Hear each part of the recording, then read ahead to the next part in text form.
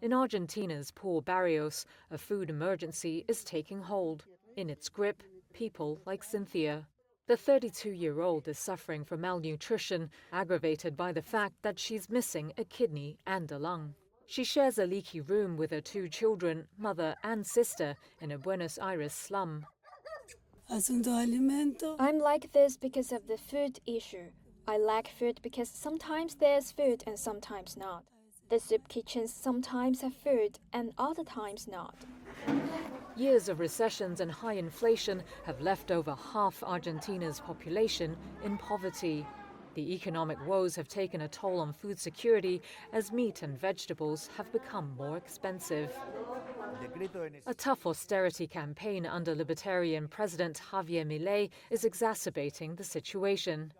His new government has slashed billions of dollars of spending as part of a zero-deficit plan to right the embattled economy. Many Argentines still support Milei's tough medicine reforms after years of crisis, but his approval numbers have also started to slip. Angel Arce is out of work and says he had to send his son to live with relatives because he could not afford to look after him. Because of this president, everything went downhill. Lower-class people no longer receive anything, neither do the soup kitchen, nor do the schools.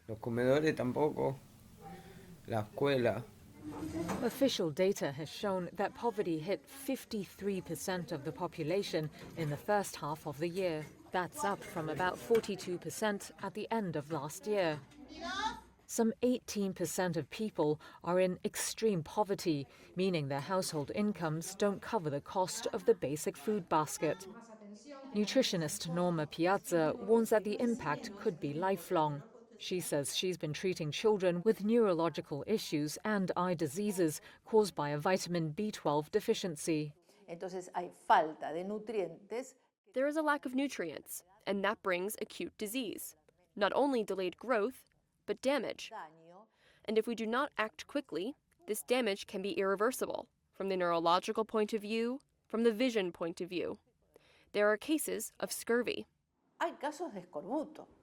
A UN report says the number of Argentines facing moderate to severe food insecurity has almost doubled to 36% over the last 7 years.